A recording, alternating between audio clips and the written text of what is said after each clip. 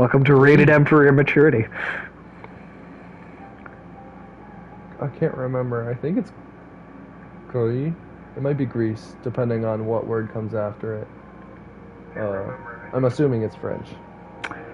It sounds It's French like it for should be. gray. I know that. I don't know if that's what they're actually going for, considering there's no grays in here. I so do far. think that might be what it is, though. Okay. It's kind of an ironic name, considering all the color you're seeing. But I do think that actually might be what it's supposed to be. Oh yeah, already gorgeous. I mean, almost Fantastic Planet-y. Yeah, it does. Which is a French film. Yeah, fair. That's like maybe Just my in the big favorite hand French holding film, her actually. and how it moves. The wavery lines that aren't quite. I'd love to see this in like full 4K, actually. Oh yeah. I think you could do a decent Fantastic Planet game. I would love that. That would be really cool. That's one of my Cool universe. It's one of my absolute favorite movies. So I would love to. Oh, no voice anymore.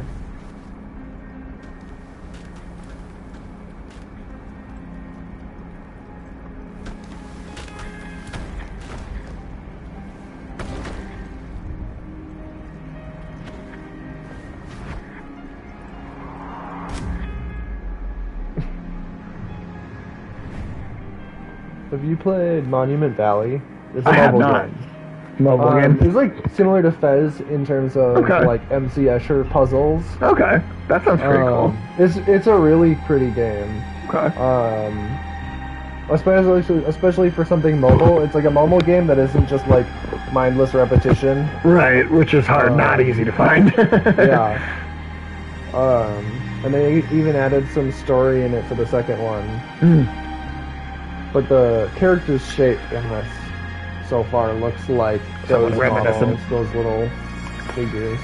It also kind of reminds me of the character in Journey. Have you ever played that one? That's another PlayStation exclusive indie game. Yeah, no, I don't think I've seen that. Oh, that's another beautiful game. That's another one we're gonna have to do. That's both an indie game and a PlayStation exclusive. Oh, and I forgot. Yeah, this is a Devolver Digital published title too. I love them as a game company. Yeah, I've seen screenshots of Journey. That was one that I saw that I wanted to play. That's we'll have to do that too. Sure. Another one. Have you ever played Abzu? Yes, I loved that. That's a great one. So meditative. I don't know if it's like the most entertaining stream game right. necessarily, but like.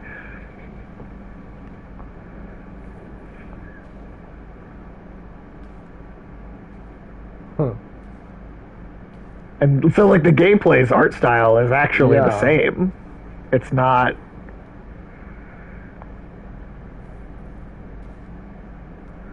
Okay, so I think that's just it's a. I was gonna say X, but I guess it's A here. A goes down.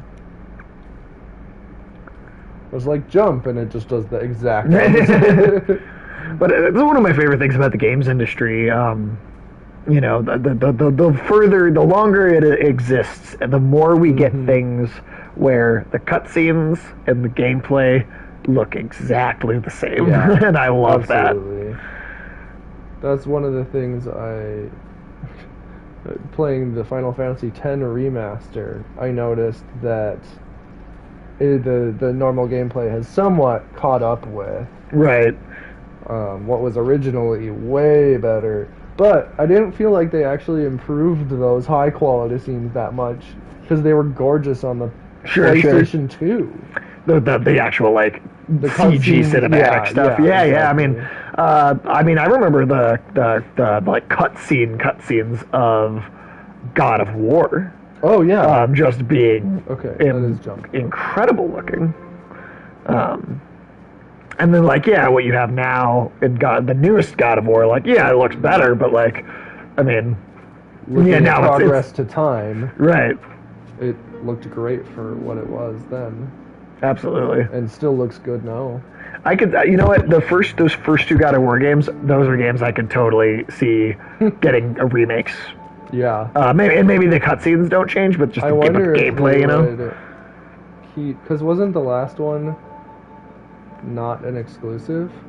Oh no, it still was. It was. Okay, yeah. I couldn't remember. I'd love to see it get remastered and brought to both, but I highly doubt it. It's a Sony produced game, because like sometimes that happens when it's a third party company, and like maybe some money gets put up by Sony to make it a first party title, like temporarily. But this is one of those where that is 100%. A Sony made product. Yeah. It'd be like Halo popping up onto onto PlayStation or Mario. You know, I'd love to see it. But they're never going to cooperate to that extent. No. Although I do think that Nintendo and Microsoft... Yeah, it's all getting better. Even Sony is giving it a little bit. Well, at least giving you crossplay. Right, which they were very hesitant and kind of reluctant to do that for a while. And then Microsoft's like, we have crossplay. And it's like, yeah, it's crossplay with PC, which is your own... Right. It's literally running on the same stuff that, or same server setup, even if it's for a different machine. Well, what's interesting to me, and to mention too, we don't have we don't know what the final character for Smash. There's one left. Okay. One last character to be revealed. And I don't know. No rumors yet? I mean, there's always some, but like rumors, they're never right. Down. They're never correct. Like I've guessed every character, I've been wrong. I've literally not gotten a single prediction right based on even reading all the rumors. Like I've gotten them all wrong. I'd love to see Crash make it. That would be awesome. That's one of the ones I want most. Mm-hmm. But I was gonna say, Banjo and Kazooie. Oh yeah. And the Minecraft Steve are both Microsoft-owned properties that made it into Super Smash Brothers. Yeah, how do they play? I mean, everything plays well in that. I am truly amazed by the creativity. Well, Banjo-Kazooie is a relatively simple character to adapt, so that one I feel like is like. But Minecraft, that's a weird one. That is not a fighting game character, right? Like you think of that, it's not what you would think of. Minecraft, I almost feel like if they've done that, they can do something with Fortnite. That's been some of the building stuff. That's that's the thing about the Minecraft characters. They actually had to go back and recode every stage in the game because you actually mine the stage during the fight, and then you have the crafting table and everything, and you have to craft your weapons and stuff during the you have to mine and craft in the middle. This is just gorgeous. Yeah, I know this game is beautiful. I'm not. Okay. I don't land on that thing. No, I don't think so. I think it's just part of the background. Part of the majestic background.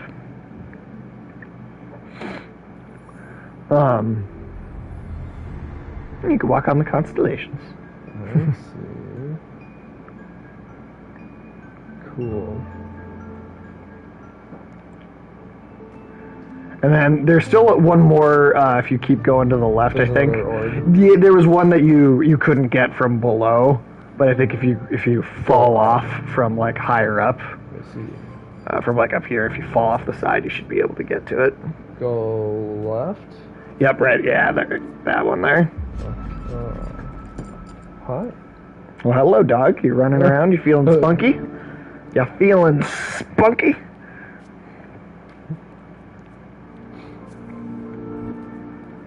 But yeah. Well, so but it's crazy. The fact that you actually mine the stage and I didn't know it was that intense. And you a bunch of your special moves all take up the materials you mined. Yeah. mine to you. So like you will. So you have to re-mine You partway constantly. through. Yeah. That's a cool way to do it. And I feel like now that they've done that, doing a Fortnite. It wouldn't be that out of the question, right? Like, it wouldn't be that weird. And there are games I'd rather see, but I think it could be a really interesting character for a fighting game.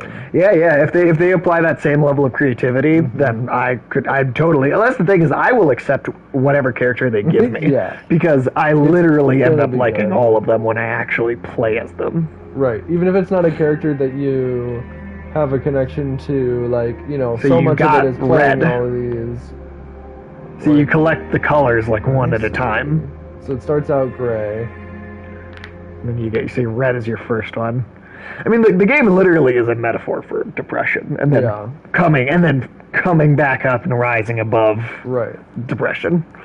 Oh man, that pushing a button and she falls down to her knees earlier. Yeah. Makes me think of that Bo Burnham bit from his new special. I don't know if you've watched. I saw a little bit of it. I just wasn't. I didn't like it. It's Bo Burnham. It's self-indulgent. I've liked his stuff in the past. Oh, really? But this, I thought this felt uniquely. I've always found him like self-indulgent and not even too self-deprecating, but just like. Yeah, I don't know. And that's fine. That's his shtick, and it works. Yeah, and I've enjoyed it in the past, intriguing. but this time it just didn't work for me. Also, you know what? That's not the first time either. The last one he did, like maybe 4 or 5 years ago, I also thought was a big downgrade from his work before that. I feel like the stuff I enjoyed most overall from all of his creations is his vines. And, that kind of says something about what part of him I appreciate is like just the ridiculous punny stuff. Sure. And the, for me, it's the wordplay. Loose seriously, yeah. And I do think, I feel like both of them kind of ended up doing a little bit of the same bit for a little there, but him and Dimitri Martin both with the musical comedies. Sure. That a lot of a lot of comedians don't do. Like Cheech and Chong started out as musical comedians, right? With all their albums. Okay, so that's reacting to me. That's cool. So yeah, seeing that as a cool creative level. I liked it. I liked his music a lot. And that's one of the things. This one did have a lot of music. I just didn't think the songs were as good as they used to be. Yeah, I could see that. The wordplay just wasn't there for me. I thought it almost worked more as not a comedy. But if he had gone heavier, like, it's like ostensibly a little bit art filmy or whatever. And that's definitely part of it, for sure. Which, if he had leaned more into that and played a character in it, instead of he's sort of a characterized version of himself, of course. Right, I mean, all comedians are, right? Yeah, to that's some what degree. it is. That's part of it. Right. But there's a bit later in that special where it's like, God damn, this game. It sort of opens like GTA, but you're all just inside. It's like GTA in quarantine. So all you can do is like press X to cry and go over and play the piano for 30 seconds, and then go back and cry. Sure. And I didn't what he's talking about is depression and and I didn't outright just hate every moment of it. There are pieces here and there that I was like, all right, well this is kind of clever, like this is all right. But then there were other parts of it that I'm just like, this is like there were parts of it that I genuinely thought were like bad, like just not well written. Like there were certain moments that I'm just like, really, man? Like I know you're better than some of these jokes. I feel like those moments. What I always things. ended up feeling in those is like some of those moments where like when you're spelling something on a poster, and you're too close to it, and you put the letters in the wrong order. Yeah, sure. Like it's like you're looking at this too close. He's right in the middle of it, so there's no getting away from it. Sure. And so I think, to some extent, you're just gonna end up with bad moments when it's just you and you're not having someone edit your work. Yeah, no, I mean, that's fair, yeah. That's why the Star Wars prequels are what they are. It's because they didn't have an editor. that's a big part of it. God, yeah, I love the vibrancy of the color in this. Is just, I am gonna have to just go out of my way to play this game the whole time on a 4K TV, just because, like, I mean, if it looks this good already, like, absolutely. I can only imagine what, like, extra boom with the it would hard get. lines and vibrant colors from that. Yeah, seriously. Is this an exclusive? No, actually, because me and Nadia played this on the Switch first. Okay. And then I picked it up because it was on sale. I picked it up for the PlayStation as well, even though we already had a copy of it somewhere. But I figured, why not? Yeah. Well, and especially when this is the one that's got the 4K. So. Right. So I mean, yeah, that was also very much an encouraging factor. Didn't they just do like a Switch Pro something that puts it up to 1080 or something, and it wasn't? It's an OLED screen, which but it's not actually 4K. But it's not 4K. Also, OLED screens have the same issue that plasma TVs used to have, where, like, especially with video games in particular, it could have that image burn, where, like, you could get something that would just... Like an old screen, or like an old computer that you didn't have a screensaver on. Yeah. And it would... Okay, it looked kind of Goomba-ish. Okay. Yep. I know I'm supposed to be in that tower, but you didn't give me time. I guess I was exploring too quickly. Or exploring and not moving quickly enough. Well, they're tiny little creatures running around too. It's like little... But they are all bits of the environment that are they're like partially alive. Oh, that swirl of red is just so good. I mean, it looks like they just filmed smoke moving and it does overlaid it. You know what that makes me think of? In The Fellowship of the Ring, the way that they made the special effects for the Balrog. Did you know that the fire is real? I remember reading that. Like, the character model is the CG character model, right? Which is the all black part with like little red lines on it. But then the fire that surrounds it and kind of engulfs the being is real footage of fire that they like spliced onto the CG effect. And like, 'cause if you go back and look at that, like right now, that the fire looks real. Yeah, it looks fucking amazing. That special effect. Or no, I suppose it's Two Towers. I mean, the effects in those movies in general. The worst of that movie is the Treebeard stuff, especially him walking through the forest. Well, that was actual real. That wasn't a CG effect. That was actually a practical. But the forest behind them, you can tell that. Sure, yeah. They're on this animatronic. The animatronic looks great. The practical effect, but the Oliphants also can look a little in the third movie. But again, I mean, it's like these movies are how old, and like the fact that they even look that good still is pretty impressive. Gollum holds up unbelievably well. Just the whole... I mean, and so much of that's the acting, right? I mean, Andy Serkis basically created a new form of acting. Like, that was just... I mean... or I guess he didn't create the technology, but a way of using that technology. to really like push a performance through in a way that no one else ever had.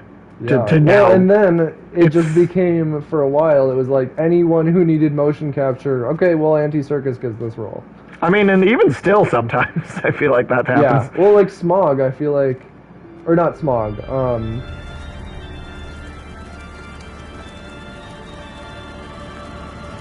what am I thinking of? I could just start listing things I know Andy Serkis has done. He played King Kong in Peter Jackson's King Kong as well. The like 3-hour King Kong movie. Yeah, I didn't know that. That was totally him. He's also Caesar in the Planet of the Apes trilogy, the more recent one. Which that might be what I was thinking of. Was that what you were thinking of?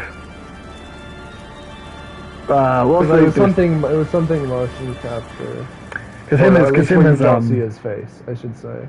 Because him as Caesar is. I mean, have you watched those Planet of the Apes movies? Not the new ones. I've seen a couple of the old ones. Those are that's honestly one of my favorite. That feels really Fantastic Planet. Yeah, it does. Yeah, it does. Well, just like sprouting legs like that with no getting up and walking away. How do I get that? Honestly, because I'm seeing that right. There's a orb there, right? Above me. Yeah.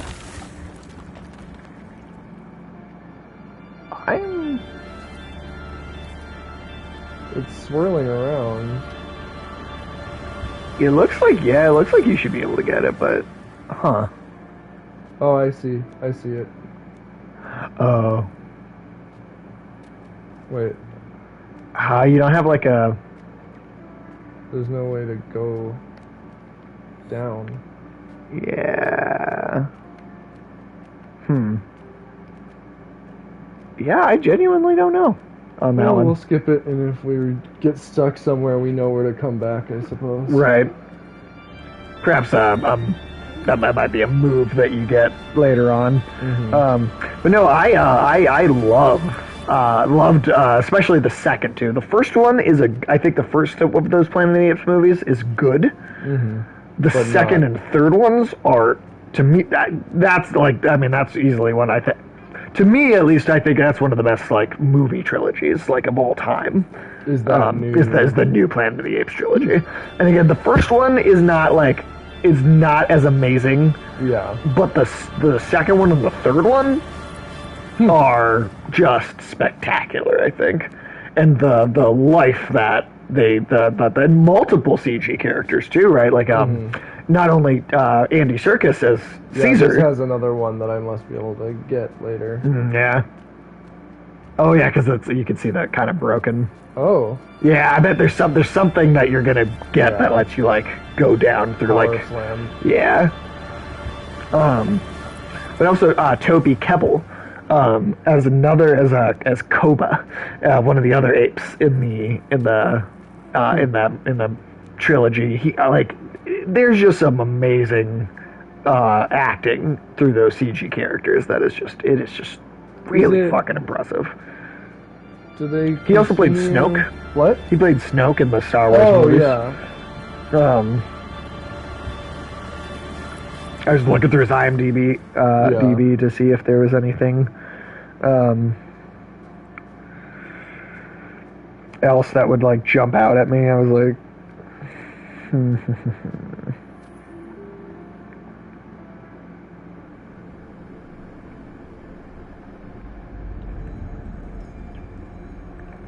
You know, Andy Serkis is Alfred in the Robert Pattinson Batman. Interesting. Oh, yep, no, here I have it. Oh, there you go. So you could go back and get this. Andy Serkis is Alfred. Andy Serkis. Picture that. I can, but that's but it's because he looks like a completely different person every time I see him in something. That's true.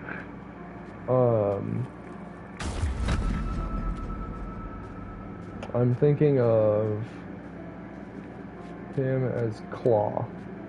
Yeah. Yeah. And can't picture that being Alfred. Well, it's funny too because I Serkis. How do I get back up there though? I don't know. That one, maybe that wasn't one of those. Maybe it was not just a little. It seemed like it was though. It was under that slide, or on that. No, yeah, it definitely did. Well, then also you can now you can slam down wherever you are, and the wind can't blow you anywhere. Oh, got it. Nice.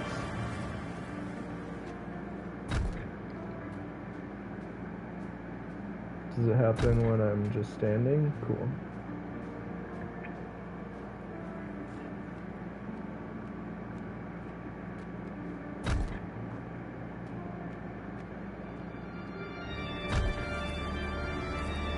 I want to see here if I can... But swirling ink just reminded me I never finished Bendy in the ink machine.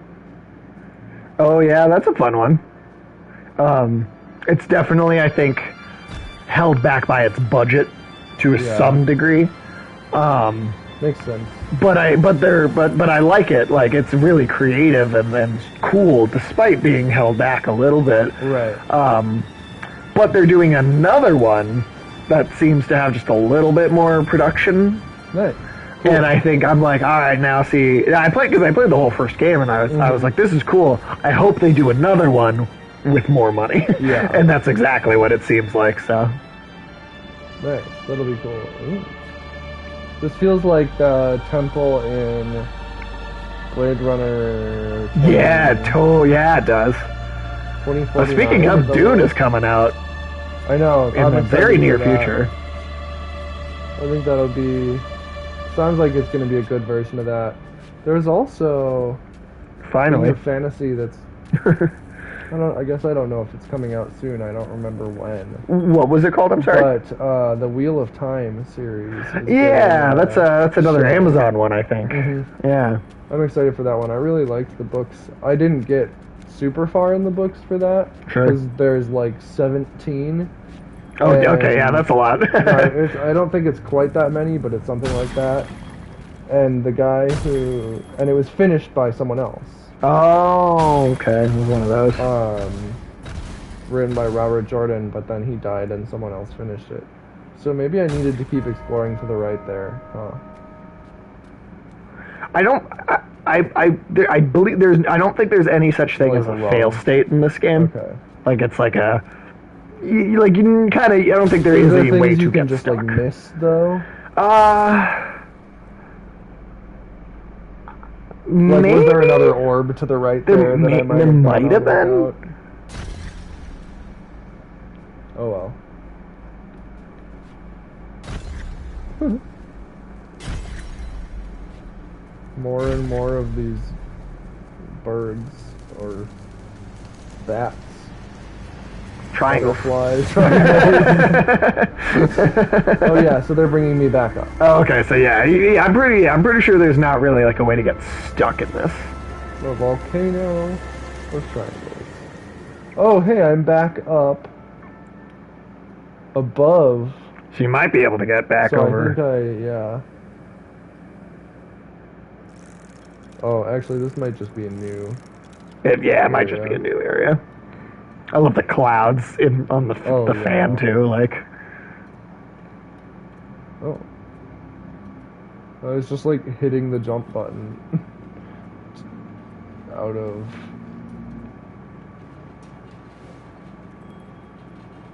I don't know. The same instinct that has me hitting A through every cutscene, even if it's not skippable. And then I will get to some dialogue I actually need to hear and don't hear it.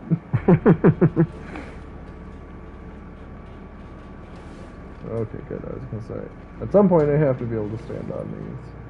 But it's just seriously, I've never known another cat that likes belly rubs like this cat does. Yeah. At the very least, trust you enough to let you give them belly rubs. I know cats that will do that, but they will start to attack you after about 25 seconds of it. Sure. She will fall asleep like this. And I will, like, with my hand on her stomach, she'll just pass out. I guess it's what happens when you have a cat who is somewhat raised by dogs. That's true. Or She raised by is maybe at least was around a lot, though. Yeah, Well, socialized around dogs is maybe more accurate. Well, and she also just had a lot of people around in general coming in and out. You know, lived with 4 people, another cat, 2 dogs for a bit, 1 dog for her whole life so far. So she's a remarkably just affectionate. Yes, you are. Yes, you are. Remarkably affectionate cat. That's a saying I've heard too. Is, you can judge a place by the stray cats. Interesting, yeah. Because if the stray cats are friendly, then you know that good people are friendly. Yeah. Huh. So you know what the Egyptian word for cat is? M-A-U, Mao. Oh, so at some point, an Egyptian person had a cat come up to them and go, meow, and the Egyptian person was like, oh, that's what you're called now.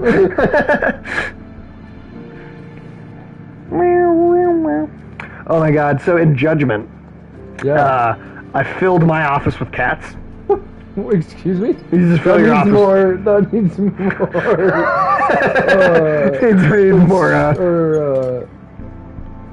Needs more explanation. What is the mechanic for? So you can decorate you can decorate your office, right? Okay. And one of the things you can decorate your office with are cats.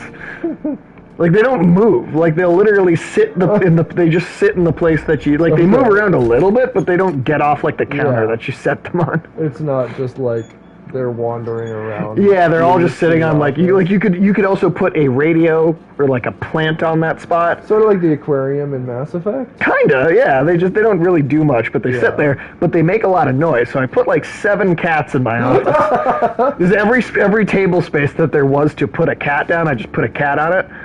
And they all make noise. They meow and do make these noises. And Gravy, hearing these noises through the speaker, was furiously searching the apartment for other cats because she loves other animals. And she was like, "Oh my God, friends!" And so she just started looking so hard. I felt a little bad because she got excited about there being another cat. Because she had a big, decently big litter she played around with, and then there was another litter born kind of shortly after her, and so she had a bunch of babies too. So like now she's in a 1-cat household. Yeah. She's got a dog, but the dog doesn't like her. She tries. She does. She used to. She doesn't really do it, I guess, as much anymore because I think she gave up. But she would like go and try and cuddle with Pepper and like try and. And Pepper's just like no. Pepper's just like no, stop it. I don't know. Oop. Okay. Well. But.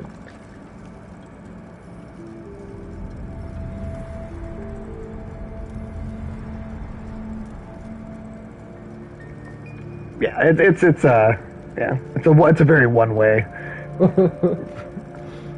friendship. Pepper, are you a little bit of a dick? She is a bit of a dick. She didn't like Ginger either. She didn't even like my other dog when Ginger was still around. Everyone that isn't Pepper and is an animal is an opportunity that Pepper could be getting pet, but instead the other animal is getting pet. Right. Gravy has tried to groom Pepper, even, and Pepper will sit there and just go, stop it, like. Now I'll tap Pepper's nose and be like, hey, you let her do this. She loves you. She's trying to love you. Let her love you. Now Pepper's whining because there's no pets happening. You're fine, Pepper. I've been sitting here for so long, and you're just playing video games. Maybe that's not what I'm supposed to do then. Oh, I guess I just go on to the next tab. Kitty. Yeah, I super recommend the Planet of the Apes trilogy, though. I think that's a really good. Like I said, the first one I think is good. I don't think it's like the amazing film that the second and third ones are. Did you watch? Speaking of newer old sci-fi, did you watch the Netflix Lost in Space? You know, I never did. I've watched a good chunk of the original black and white Lost in Space, though. Yeah, I watched a couple episodes of the new one, and I thought it kind of seems like it's just entirely a different story from the old. Sure, because I'd heard it was just okay. It's got a lot of really great sci-fi ideas. Sure. They're not all executed well. Okay. But when you like see what they're going for, it's at least interesting. Yes. It's at least and like especially comparing it to the older one.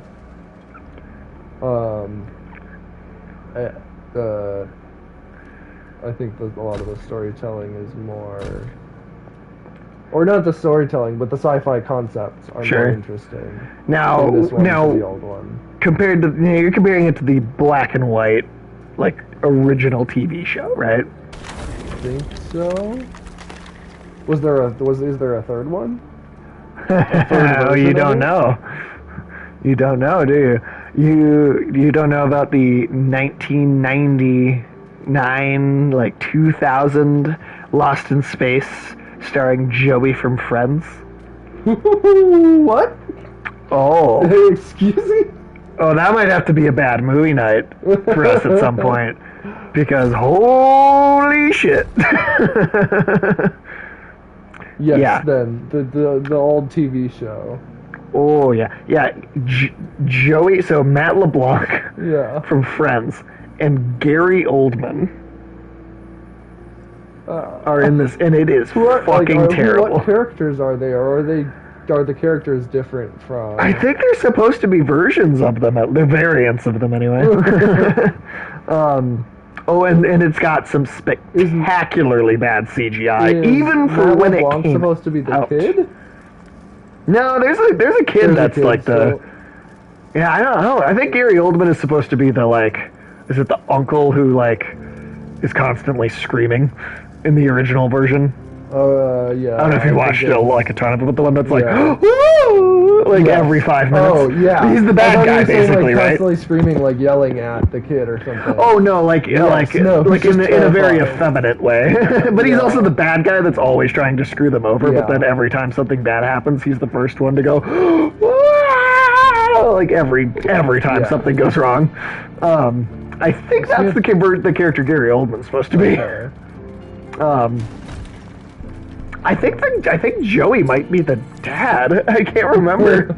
I genuinely can't remember. It's been I haven't seen it since probably that would make 2003. Sense that he's the dad. But it's remarkably bad. That sounds like it's worth a watch. And I there are CGI that was bad in 2000. Yeah, it was bad special effects when it came out. The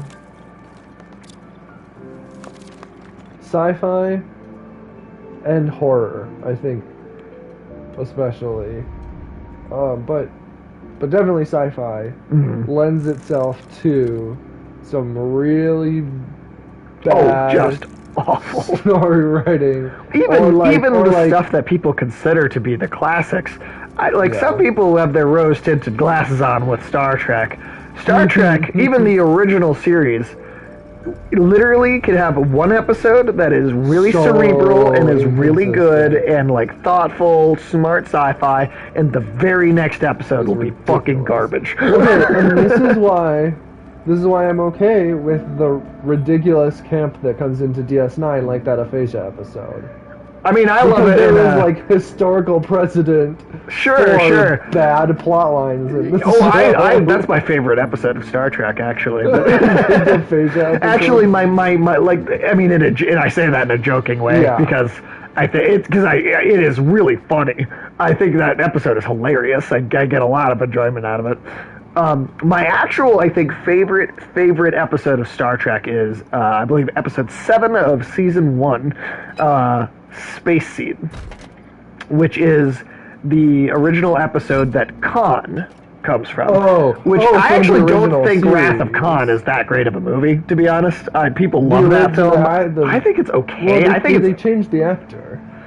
I'm pretty sure. No, it's Ricardo Montalban in the original episode and in the movie. Okay, no, there's some other classic villain that changed. That they changed. Okay. Yeah, it's as far as I know, Khan was except for when they did Benedict Cumberbatch. They changed his costume design. Sure. Well, the other one. So like Wrath of Khan, right? Like that is like this thing that is considered like, nerd royalty. People love it. Like, whatever, fine. I'm not trying to change anyone else's opinion. But for me personally, I just don't think it's that great of a movie. I think it's overacted as hell. So much of it. And I think, especially, but I think the original episode, obviously Shatner's always overacting. Like that's the thing is people talked so much shit about Into Darkness for being too over the top, and I think that Zachary Quinto screaming Khan is way better acting than William Shatner screaming Khan. Yeah, like way better acting. Like it was, that Khan moment, like, meme-ified itself before memes were even a thing. Yeah, right, like, exactly. Like, I mean, it's not even, like, comparable. Oh, and then you can fall from all the way. Oh, come on! I think you gotta be even higher up. Yeah, no, a lot of classic Trek, even TNG. But, like, Space Seed? That's a great, thoughtful, intelligent, commentative, really smart episode of television. And I guess for me that's the thing is like I have a hard time enjoying some Star Trek because I'm like I know what this looks like when it's really fucking good because it is successful some of the time and it makes me not want to give a pass to the stuff that isn't. Yeah. Because I see when it is good, I'm like, okay, why don't you just do this the whole way? Yeah, why is it bouncing back? And I enjoy the bad stuff because I feel like it's fun. The rotating writers.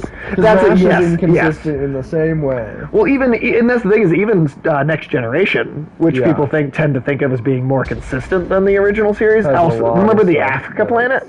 The what? Remember the Africa planet? Oh, Code of Honor. We don't talk about Code of Honor. Oh, we talk about it.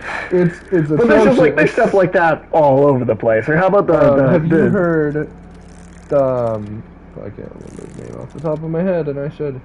But the actor who plays Riker talking about he was interviewed about the we don't talk about Code of Honor is a line from an interview of him where he's like, he started off saying that and then he actually answered questions about it and talked about how the episode was just like seems like an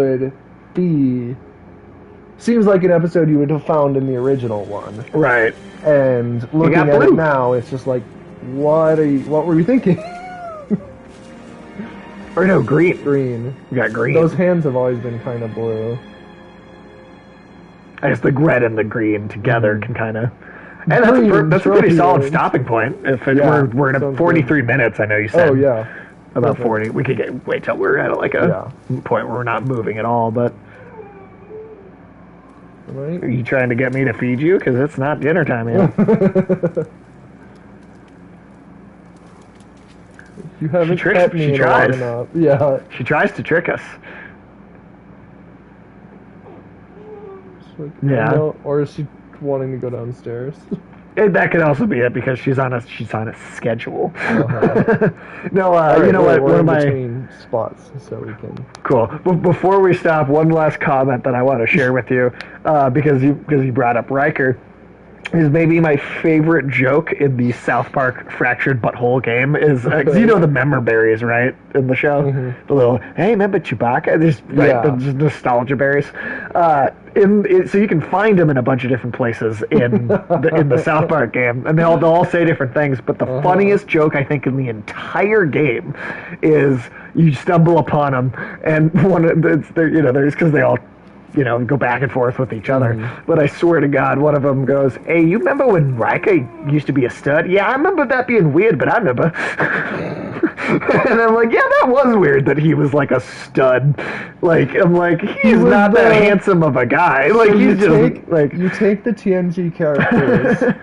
You break up the, like, big chunk aspects of their personality, shake them all around, right, and you get your TNG characters. Right. I really think that was... I don't know that they did it intentionally, but at least to some extent, because Riker is clearly taking on the mantle of the Kirk sleeps with everyone. Yeah, he totally... Right, I mean... Okay, I move forward a little bit. I could talk about Star Trek for literally forever. Right. There's just maybe one more thing, but there's an episode. There's also the episode where they get like a distress signal, and these aliens need Geordi to come over to fix their engine. The pack lead. Yeah, and they've got like the pubic hair eyebrows.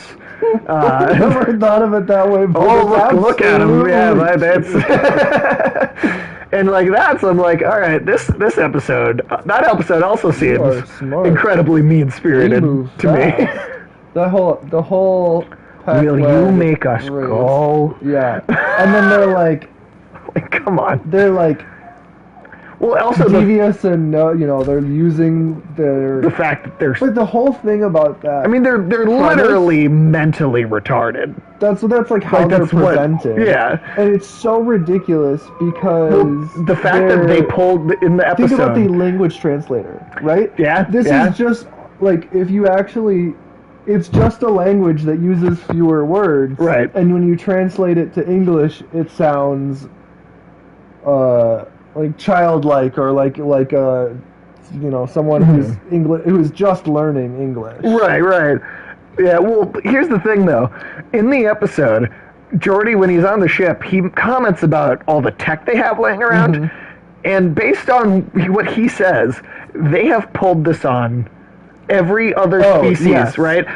I do not believe that Vulcans would fall for that shit. So I also don't believe Klingons would just kill them. In another show, or in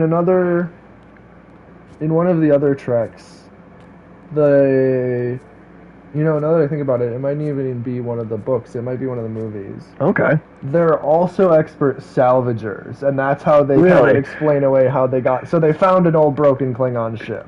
Okay, that's definitely retconning to some degree, but in the episode that does make more sense, though. That does make a lot more sense. But like within the episode, in a vacuum, in the episode, like they're just like the best con artists of all time. Right? They have conned every civilization, and there's they think they reference Cardassian stuff. Yeah, and you barely see any Cardassians in TNG. Well, it's just like I don't believe that Simple Jack is going to pull one over on all these different species, like the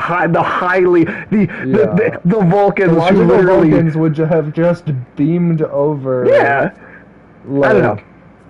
Yeah, I don't know. That's why, like with Star Trek Discovery, right? Like, there's so many people complaining about how dark. Oh, it's too dark. It's not like Star Trek. I'm like, you know what? Star Trek's been fucking inconsistent as shit. Well, and also its entire existence. It's supposed to be before the light.